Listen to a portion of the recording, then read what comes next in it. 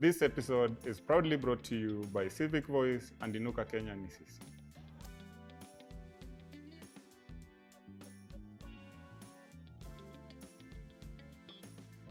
Today, I get to sit down with Comrade Joshua Okayo, who was among the first Gen Z activists who was abducted by the government in those tense days. His story embodies courage and hope for the ongoing struggle for democracy.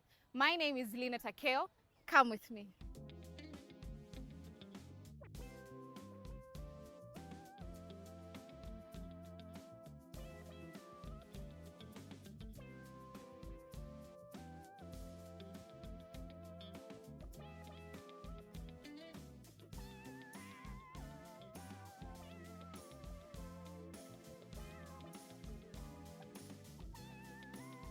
Just to bring the conversation, to start the conversation, the recent Gen Z protests that we had, there was so much raw energy that was on the ground.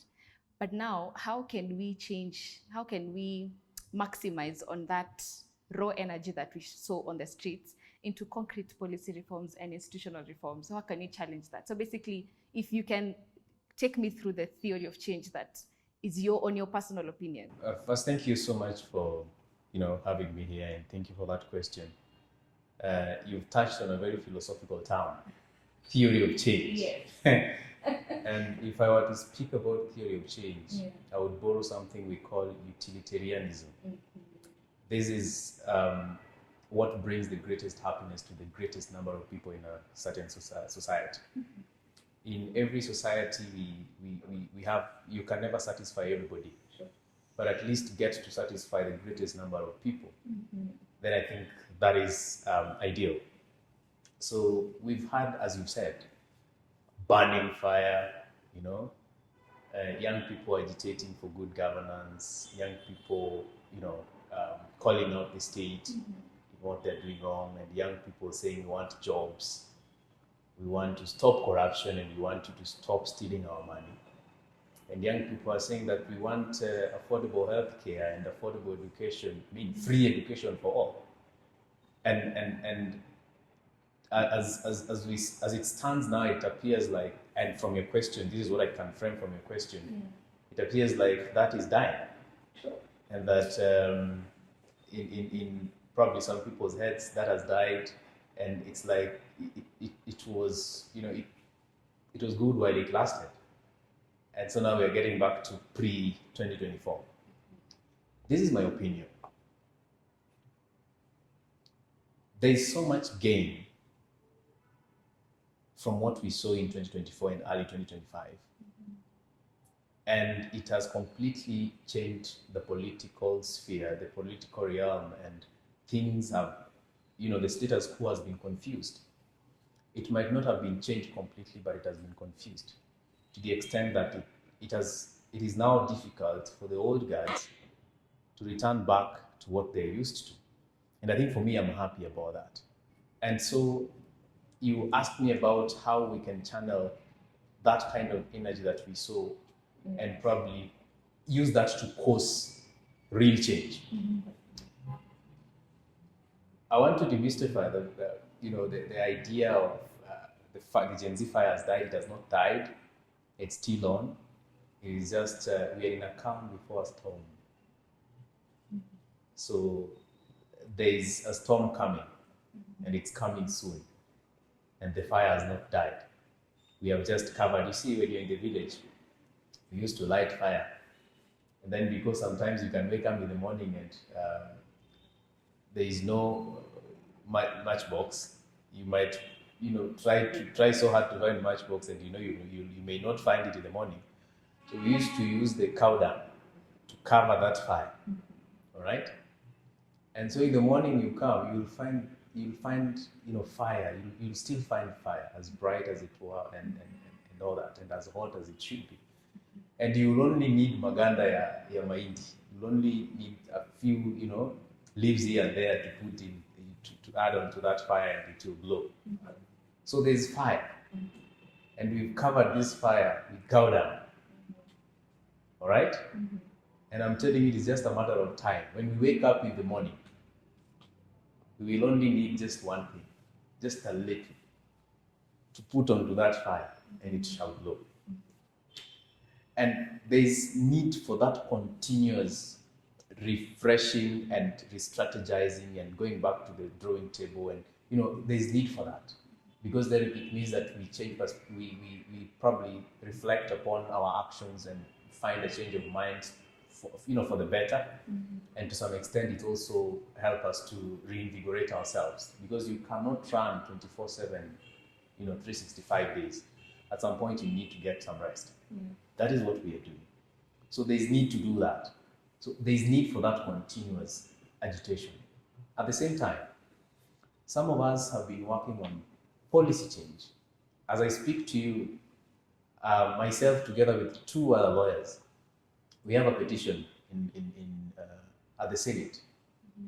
Our petition is lying at the Senate, and we are seeking to change sections 22 and 23 of the Computer Misuse and Cybercrimes Act that has been used to arrest young people and charge them with the non-existent crimes. And we saw, one of Albert Ojwang was arrested. His arrest was premised on Section 22 of the Computer Misuse and Cybercrimes Act. All right, and so we were seeking to, because these are things that no longer serve us in a digital era. So we're also working on policy change. And probably some of these things don't come to the limelight and people don't get to know that we are also doing that. At the same time, there are people who, as we speak, are in courts, okay? And they're in courts seeking to amend the Constitution. There are certain articles of the Constitution that they think it's time, and the time is right for those articles to be changed. And probably a majority of people do not know this. And these have arisen because of what we've seen in the past 2 years. Because this conversation and agitation has sparked the conversation in people's heads. And people have started thinking, by the way, there's something better we can do. There is a way this provision of the Constitution or this act doesn't serve us anymore. And I think now we need to do what? To change that. Or we need to start that conversation of changing it, because ultimately it will change. The earlier the better. Even the Constitution that we have right now, the agitation for a new Constitution did not start in 2010. It started from way back. All right? All these, the deletion of Section 2A of the 1963 Constitution, all these were efforts to have a new Constitution. And you can imagine all the changes that were realized, say, from 1980s, coming to 1992 and coming to 2002, 2007 after the election and post-election violence, all these summed up to the document that Kenyan said, now let us have this to serve us for some time. So it takes time. So it is not every day that you will see people going to the streets. But that people are not going to the streets does not mean that nothing is happening. There's a lot happening. As we speak, there are people agitating for the implementation, or rather ratification, on the international instrument on enforced disappearances. Okay? Because Kenya has not ratified that instrument. And there's need for such instruments to be ratified, so that then we always have a procedure. And at least we have a responsibility. At least the state, as the greatest duty bearer, has a responsibility. You understand? I do. So we are doing quite a lot. And when I say we, I mean, I don't necessarily mean me, but we collectively. There are so many young people and even aged people who are involved in so many, policy work and agitation through other means that may not necessarily mean going to the street. So yes, I believe it is time for us to channel that energy into alternative, means through which we can achieve the change that we want. And I had said the change that we want is that which will cause greatest happiness to the greatest number of people. Just picking on the point that you raised on the 2 or 3 people that you've sent a petition to Senate to amend Article 22 and 23. Now, speaking with your law background, just to bring you home, how does your law background equip you to fight state repression, and what specific legal tools can young activists use right now to protect themselves? Because we've seen a lot of young people being arrested just for mere cases and then dubious charges being thrown to them. A classical example is when we had the National Convention, because someone was working with, they're just from the National Convention at Fungamano, they got arrested and they were thrown charges of state violence or terrorism charges. So now bringing you with your law background, and it's a good thing that you've sent a petition to amend Section 22, Article 22, Section 22 and 23. So what can young people use, legal tools that young people can use? You see, sometimes I thank God that I went to school to study law, and especially in the field I am engaged in. There's a day I was arrested here in the CBD in Nairobi. And I was arrested because I was walking at night. Okay? This is about 4 years ago. Mm-hmm. I was traveling, and so I found myself walking in the CBD, and I met 3 police officers, 2 men and 1 lady. Mm-hmm. And then they stopped me and they were like, "Kijana, unaenda wapi saa hii?" And I told them, "Mimi naenda shughuli zangu. I mean, it's 10." And they were like, "Haya, uko na kiburi?" I'm like, "No, I'm going to naenda shughuli zangu. Why are you not asking all these people you're passing by? Why me?" And then they were like, "No, we are going to arrest you." And I asked, "Okay, for what?" So I engaged them until walichoka na mimi wakasema, "Wachana na huyo kijana aende." Now, imagine any young person in Nairobi walking at 10 p.m. All right? Mm-hmm. And then police officers, a majority of whom normally want to extort you, because they would tell you, we will arrest you. And because they know you would fear that, and you'd probably not want to go and spend your time at the police cells. They would ask you for, say, 500 or 1,000 Kenya shillings, and that's extortion. And some of these laws still exist in our penal code. And these are laws that were, inserted into the penal code by our colonial rulers. Because these are people who viewed a black man as someone who has no good to offer. And so they would use these laws to repress black people. And they would say that if a black man is arrested, if a black man is walking past, say, 8 p.m., then you can be arrested and charged for loitering. You can imagine loitering, 8 p.m. We have a 24-hour economy. Are you not allowed to walk even at midnight to go and do what you're supposed to do? So these are some laws that have been updated, but I'm digressing. Let me come back to the real question. It's important to also digress to let people understand some of these things. Mm. So it means because of my legal background, I'm able to understand the rights that are accorded to me by the Constitution. Mm-hmm. All right? Mm-hmm. And it's like these are rights that I accord myself, or the people generally, we the people accord ourselves. Because who made the Constitution? It's we the people. So these are rights that we've accorded ourselves. Okay? Mm-hmm. And I'm able to know that, and I'm able to know the application, and I'm able to know the procedure that a police officer should take to arrest somebody.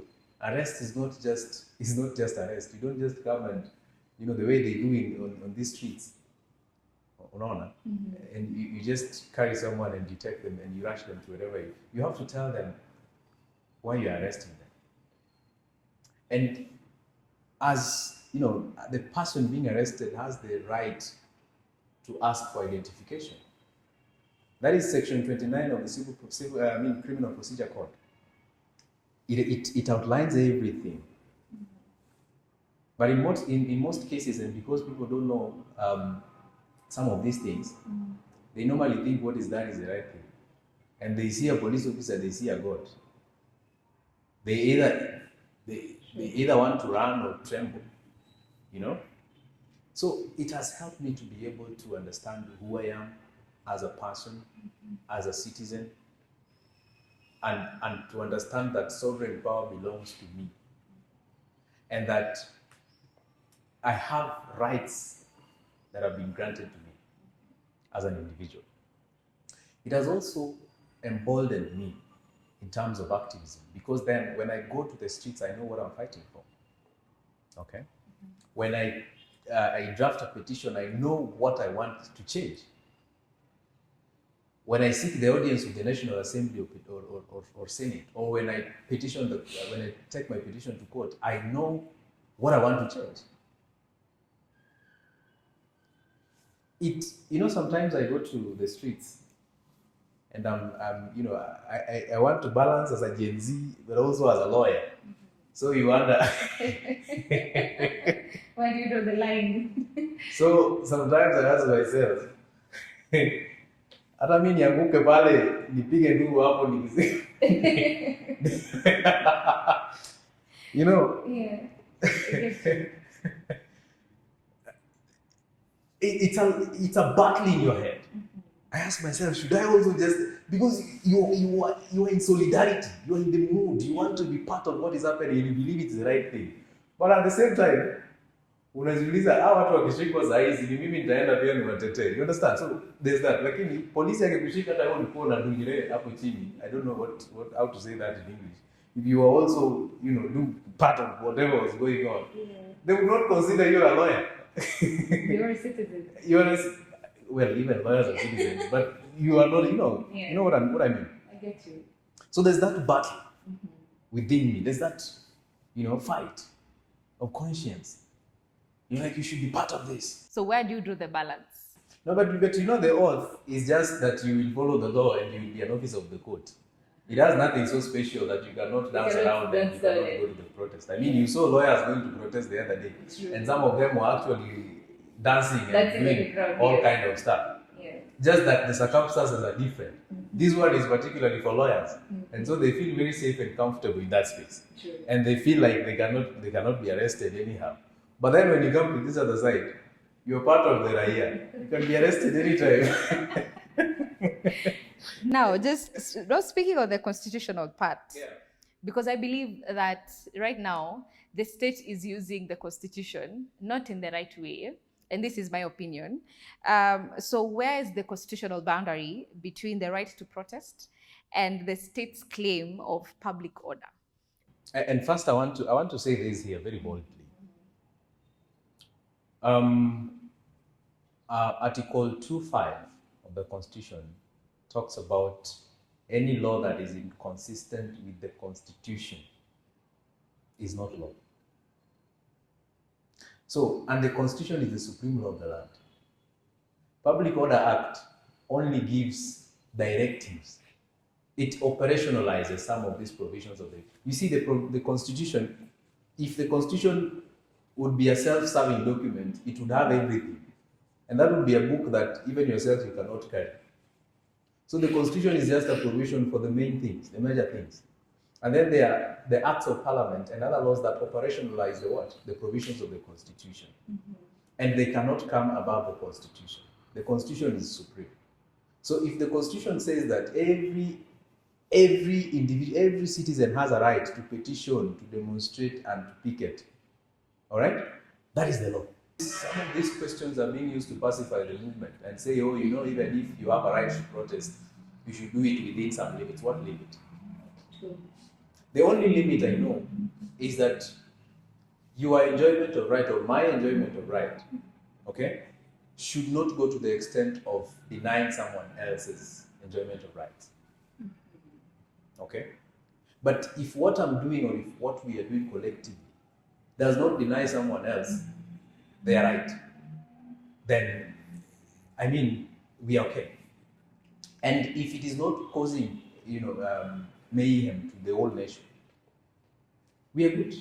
And I believe that is what activists do in this country. Activists are playing a very major role in ensuring that our democratic space is fought for and is held high. We've talked about activists in general. We've talked about state repression. We've talked about state violence. And I want to bring it closer to home. How did your direct experience of state violence transform your personal commitment and solidify your purpose as an activist? Because you said you wear it so proudly, but behind the curtains, did it change it? I wouldn't say did it. I felt like it changed something in you. And how did it transform your perception and view of activism in the country? You know, a friend of mine, a senior comrade, once told me that life expectancy of a revolutionary is 35. Beyond that, you're living on bonus. Okay? Yeah. And I think that hit hard. And he gave me examples of revolutionaries that we've seen across the continent over the years. And he said, if you get past 35, then you're living on bonus. And we can see examples from across Africa.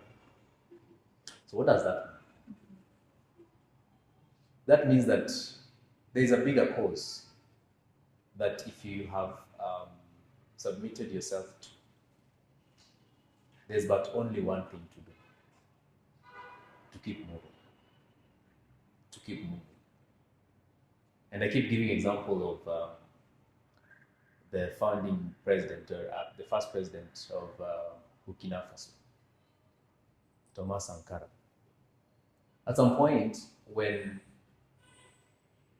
the people in the ranks, the army ranks, had realized that Compaore wanted to kill him, they told him.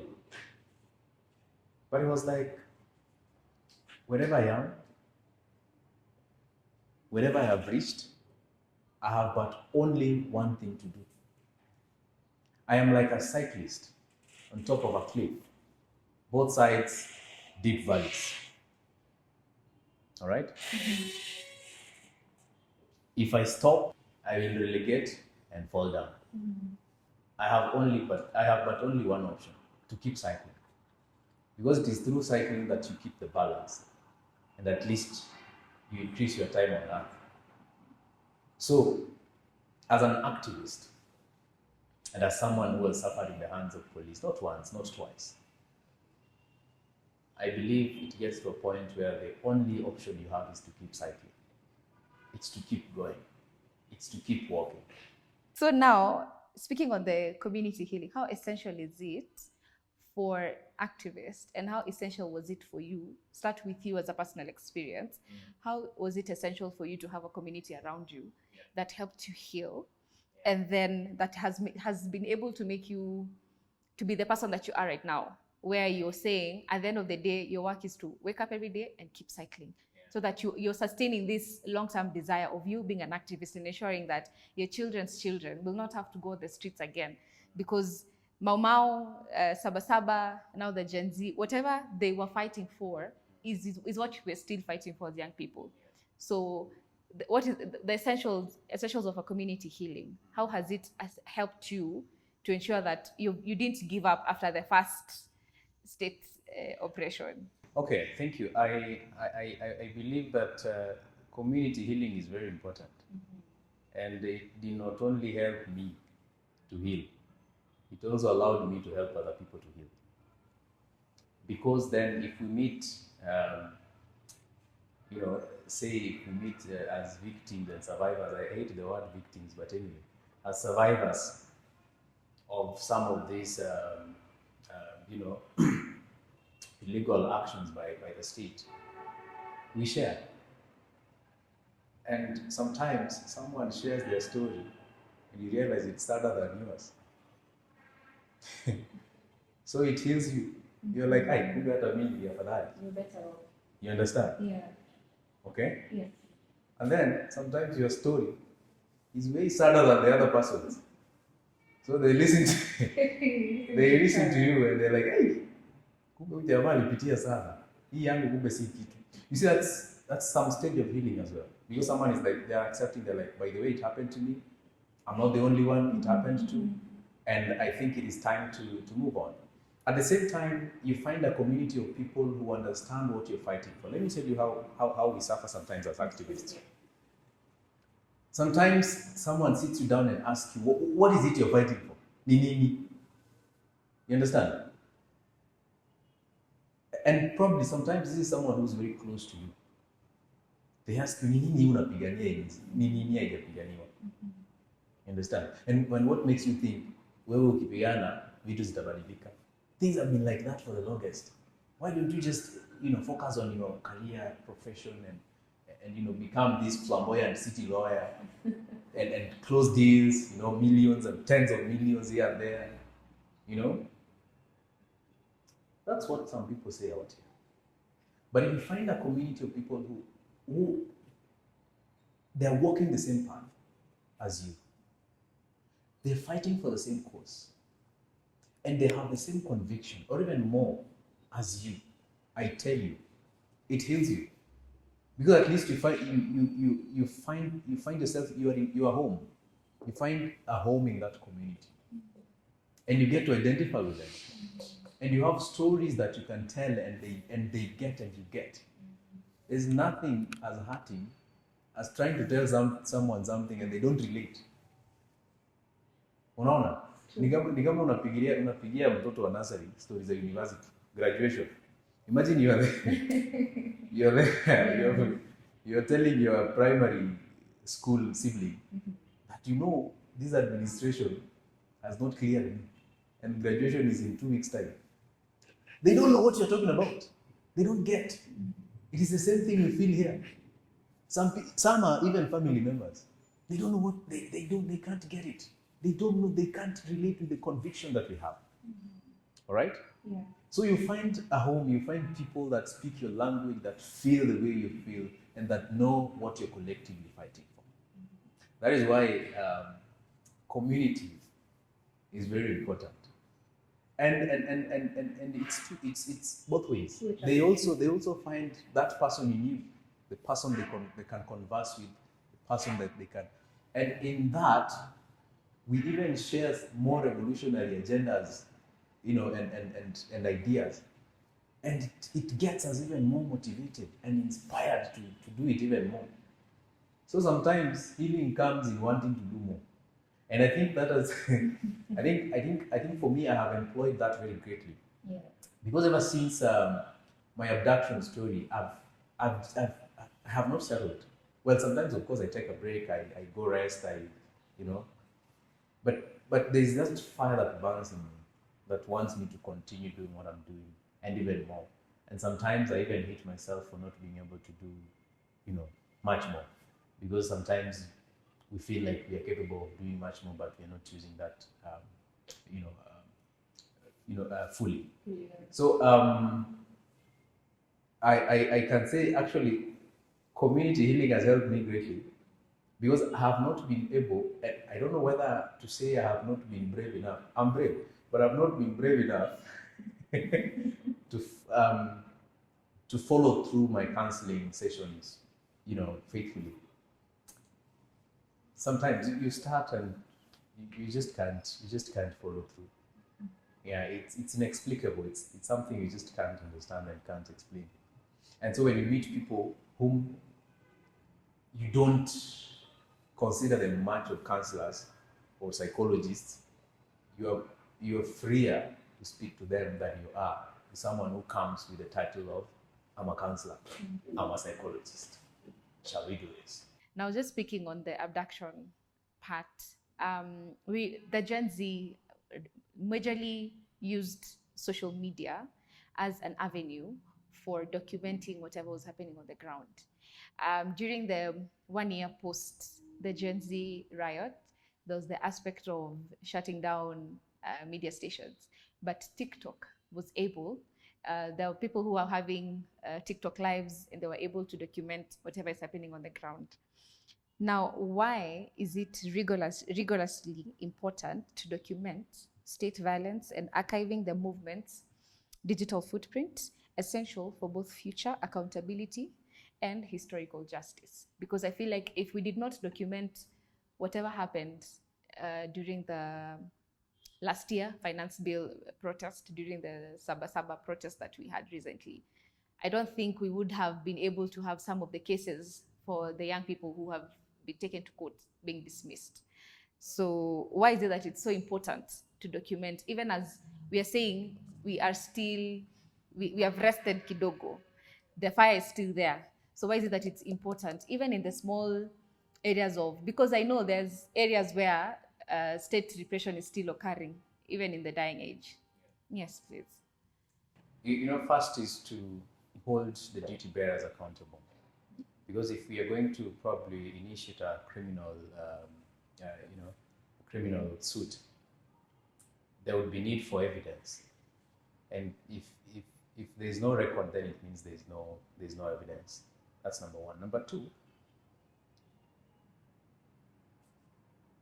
I've had a friend of mine whose past is completely erased, and he can't access any photos of his past. He doesn't have any of his photos as a kid, and all that, and even family. And sometimes you are in friends groups and all that, and you guys are sharing your past, TBT, whatnot, and this person doesn't have a TBT. Even you just think about it. If you can see everyone's TBT. Some were ugly, others were beautiful, others were created in the image and likeness of God. Others were wonderfully created, others were fearfully created, so.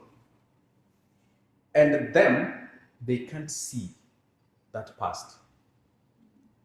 The only thing they know is they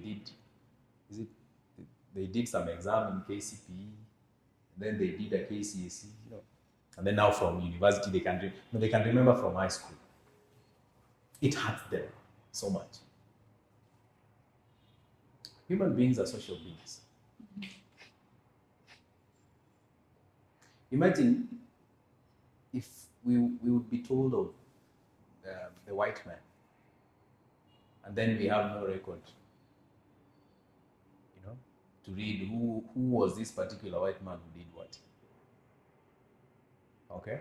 If we found ourselves here, free from captivity by the white man, and we don't know who and who participated, in resistance to actually ensure that the white man goes back to their place, we would not be free. We would not feel freedom until we get that knowledge that so and so fought for us, so and so was involved in this, so and so did this and that. It's human nature. If we fail to document now, if we failed to document last year, we shall fall victims of such feelings in the near future. And we would beat ourselves for it.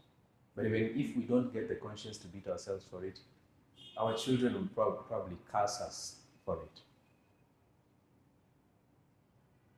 So we must retain our heritage. We must maintain that. We must ensure that just as we have been able to benefit from people before,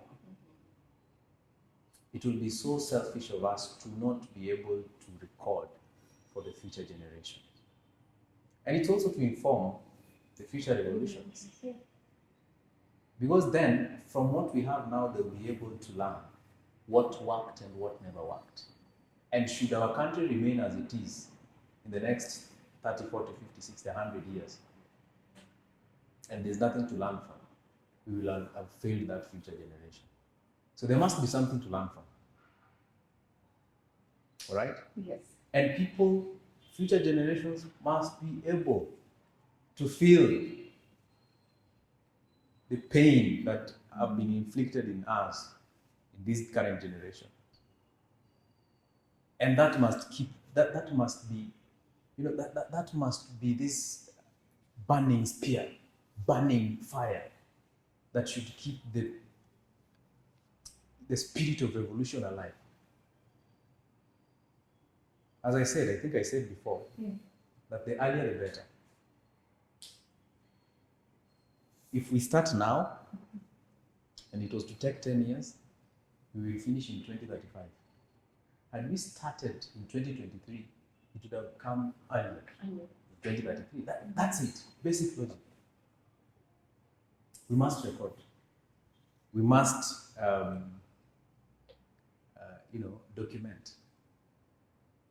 And we must ensure that what has happened in the past 2 years is part of Kenyan history. It is not, my friend Okayo was telling me, it is not too early to be history. And it is also not too late to be news. Now, looking at the lessons that you're drawing from Mau Mau and Saba Saba, and now the most recent Gen Z, what is the critical strategic weakness of decentralized leaderless movements? Because as Gen Zs last year and towards this year, the notion was we are leaderless. We do not have a leader. And how can young activists maintain momentum for long-term transformation? And any other gains that you'd like to highlight? No, we are not talking about the gains of the revolution itself, generally. We are talking about the gains of decentralization. Yes. Okay? Yeah. Of say, quote unquote, leadership. True. And I think to this date, people, no one wants to accept that to some extent they were leaders. And but these leaders, there was no some hero figure or some individual who everyone was looking up to and saying that is our leader and we follow what they do and all that. And I think that helped us greatly. But it could only help to some extent. It gets to a point where there is need to get a structure. And especially after realizing that we have a government that would rather kill all, its citizens and stay in power. They would rather kill everyone than lose their seat. At that point, there's also need to retrieve and retreat and say, let us re-strategize and restructure. And that is the point where there's need to find structures. And by finding structures, that does not mean that we find some demigod somewhere or someone to, it just means that we need people to be accountable for something. If, say, for example, someone is good with his legal craft, they would help us in drafting petitions and petitioning all public offices and going to court and doing all that work. And if they are able to bring a team together, a team of, a battery of lawyers, and they do that, that is a leader. If someone is a doctor and we are planning another Kimbi Kimbi, these are the people. We had medics for Kenya. Those are leaders. Because they are people who came up with the idea and they said, let's do this. And we had people within the civil society space that were also helping those people to do that which they were doing. Those are leaders. You understand? There are people like me on day one of the protest on 18th. I wrote an email to my lecturer. I was at Kenya School of Law. I wrote to him and told him, we are not coming to class today. Because I can show you that email. Yeah. We are not coming to class today. Yeah. Because we are going to protest. The whole country is protesting. Why should we attend class? You understand? True. And I communicated to my cohort that, guys, there is no class. Let us go and protest. I influenced people. You understand? Yeah. That is leadership. Mm-hmm. There are people who just met some of their friends along the way and saying, "Bwana, tupande matatu tuende town." That is a leader because he or she influenced 2-3 people. Sure. You understand? So people play different roles. There are people who volunteer to design posters. Those are leaders. Mm-hmm. So at some point, I feel like decentralization of leadership has more gains than the negatives. And that's why I wouldn't want us to dwell on the negatives. Okay. The only negative is that we never knew where to draw the line and to what extent to shout leaderless and all that. There was time for that, but there was also time to accept that there are certain people who can do other things better than others. Let's shift to the global attention. The Gen Z movement attracted so much global attention from the likes of CNN to Al Jazeera. So how do we strategically convert the global attention into targeted support and accountability mechanisms that drive domestic change? Because there was the case of Nepal. So young people were like, oh, they've taken lessons from us. They've already done whatever we were supposed to do. So how can we move that global attention into targeted support? See, Nepal right now, why are you laughing? Nepal right now, in the next 2 months, Nepal is not going to be news. Okay? It's funny how things are only news when they're still happening. The moment you finish the job, it's no longer news. And no one is interested because things are moving on well. To some extent, I don't feel there's any international targeted support we can seek. We can do our things here. We don't have to announce to the outside world. The outside world is interested in chaos. The outside world is interested in what seems like drama. The outside world doesn't want to record that some young people in Kenya are petitioning the parliament now. They're not interested in that. The outside world only wants to report that the parliament has been breached. You understand? The outside world only wants to report that the Prime Minister of Nepal has been ousted by the young people. That is what the outside world wants to report. At this moment, there are very few reports coming from Nepal. Very few reports by international media and all that coming from Nepal. Because it's no longer news.